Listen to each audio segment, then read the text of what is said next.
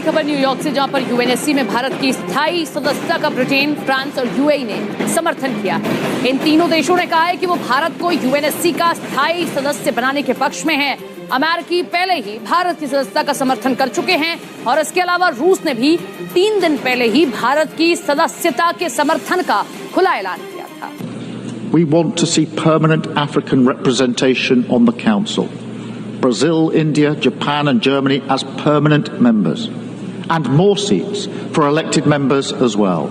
Already हम देखें तो इंडिया दुनिया की 5वीं बड़ी इकॉनमी बन गया है। इंडिया का स्टेटस कहां से कहां पहुंच गया। अगर India United nation security council का परमानेंट मेंबर बन जाता है तो इससे पाकिस्तान को कितना फायदा और नुकसान होने के चांसेस हैं? देखिए, पाकिस्तान को फ़ायदा होगा या नुकसान होगा ये तो जब बनेंगे तब पता चलेगा। अब मेन मुद्दा ये है कि उनको बनाया क्यों जा रहा है, उसकी रीज़न क्या है। और ये जो बात आपने अभी एम्बेसडर मुनीर अकरम साहब के हवाले से की है कि भारत किस तरीके से सलामती कौंसिल का मुस्तकिल रुकन बनने के लिए कोशा है, इससे ये बात साफ जाहिर है कि वो पाकिस्तान में अदम इस्तेहकाम पैदा क्यों करना चाहता है। अभी जिस तरीके से डीजी ISPR ने भारत की साजिशों को बेनकाब किया, दुनिया के सामने रखा, उसका मकसद भी यही था कि ये जो मुस्तकिल मेंबर सलामती कौंसिल का बनने की कोशिश कर रहा है वो दुनिया को बताया जाए कि भारत एक दहशतगर्द मुल्क है। ये जो डिप्लोमेटिक नेटवर्क है, इसमें रिसेंटली हमने, आपको याद होगा, एक डिस्कशन की थी कि इंडिया की जो एम्बेसीज हैं दुनिया में वो बढ़ रही हैं, कौंसलेट भी बढ़ रहे हैं, एम्बेसीज भी बढ़ रहे हैं और टेक्निकली वो अपने इन एम्बेसीज के जरिए जो है जो चीज़ करना चाहता है वो सिर्फ और सिर्फ अपने जो लोग हैं उनसे कनेक्ट करना चाहता है।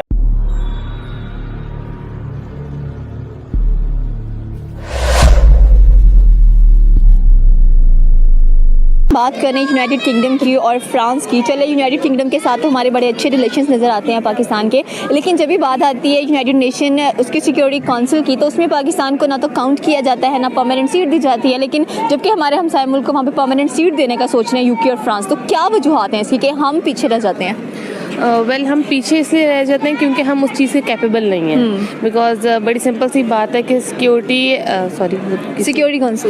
काउंसिल में जाने के लिए हमें खुद सिक्योर होना ज़रूरी है। हमारी तो अपने जो है पॉलिटिकल इश्यूज़ जो है वो सॉल्व नहीं हो रहे।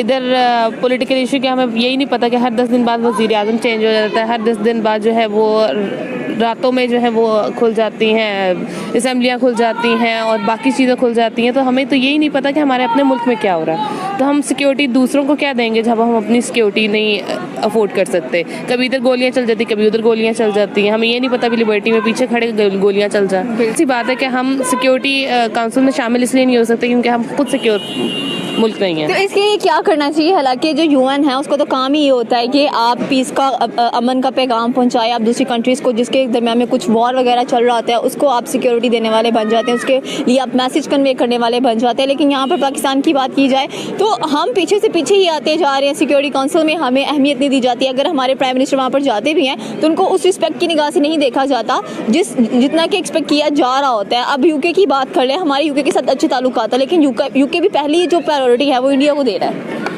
बात ये है कि हमने अपने आप को स्टेबल ही नहीं किया। हमारे जो वज़ीर आज़म हैं या हमारे पॉलिटिशियंस हैं, आप ये देख लें कि उन्होंने इतना ज़्यादा बुरा असर छोड़ा हुआ है आवाम के ऊपर कि आवाम जो बाहर की है वो भी हमारे पॉलिटिशियंस वहाँ आते तो उनको इज़्ज़त देने के बजाय उनको जो है गालियाँ देना शुरू कर देते हैं, उनको बातें सुनाना शुरू कर देते हैं। जो हम खुद इज़्ज़त नहीं दे सकते तो बाहर के मुल्क ने क्या इज़्ज़त देनी है। It's all about soft power basically, क्योंकि भारत अपनी सॉफ्ट पावर को एलिवेट करना चाहता है। सो फॉर सो भारत की जितनी भी सॉफ्ट पावर है that is all natural in a sense के जब बात आती है बॉलीवुड की, तो बॉलीवुड की जो पावर है ये प्योरली एक जिसे कहते हैं ना, एक सिस्टमैटिक तरीके से it's a history of 60-70 years of Bollywood जो आपके सामने नजर आती है, जो दुनिया में एज ए सॉफ्ट पावर उसने एस्टैब्लिश।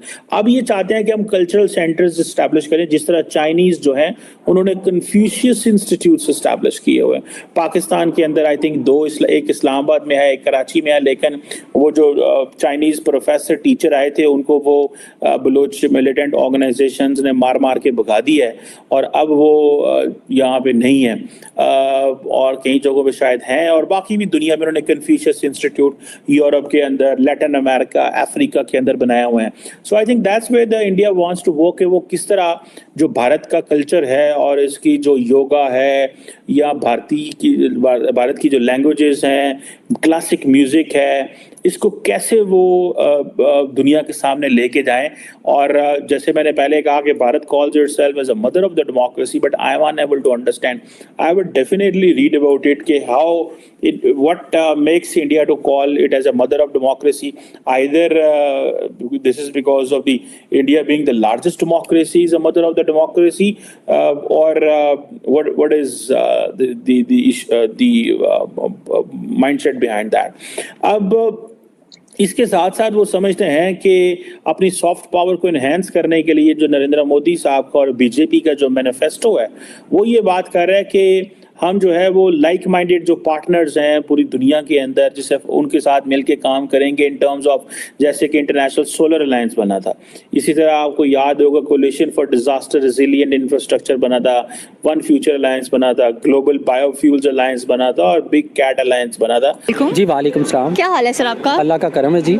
सर मुझे ये बताएं कि अगर हम बात करें यूनाइटेड नेशन सिक्योरिटी काउंसिल की, तो उसमें जो यूके और फ्रांस है वो ये कह रहे हैं कि इंडिया को परमानेंस के बड़े अच्छे ताल्लुकात नजर आते हैं, लेकिन पाकिस्तान को सपोर्ट करने की बजाय वो इंडिया को सपोर्टर बना हुआ है। जी असल में ना वो इंडिया ने ना हमारा हमसाया मुल्क ज़रूर है, दुश्मन मुल्क भी है, लेकिन मेरे ख्याल में अब दुश्मनी से हमें निकल जाना चाहिए, प्यार की तरफ आना चाहिए। और दोनों एटमी पावर्स हैं, एटॉमिक पावर्स हैं, और कभी भी जंग ना इंडिया अफोर्ड कर सकता है ना हम अफोर्ड कर सकते हैं। रही बात दूसरी वीटो की बात कर रहे हैं आप, वीटो के 5 ममालिक हैं, उसमें छठे का पॉसिबल ही नहीं। वो वीटो का ये एक बंदा भी अगर इख्तिलाफ राय का इजहार कर दे तो खोते ही खूहे जा पैंदा है, ठीक है, वो बात सारी ख़त्म।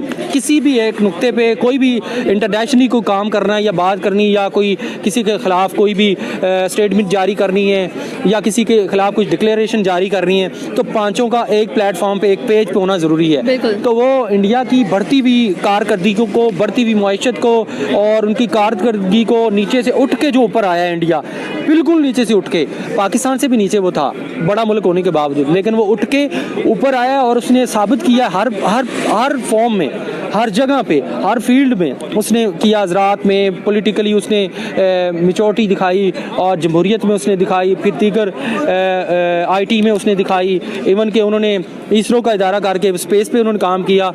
हर एक चीज़ में इंडिया में नज़र आता है, लेकिन पाकिस्तान, मुझे ये समझ नहीं आती है कि G20 की मीटिंग होती है पाकिस्तान उसमें नज़र नहीं आता, UN की मीटिंग होती है पाकिस्तान नज़र आता है, लेकिन उतना कॉन्फिडेंस नहीं दिखा पा रहा था जितना उसको कॉन्फिडेंस दिखाना चाहिए। बड़ी माजरत की बात कर रहा हूँ।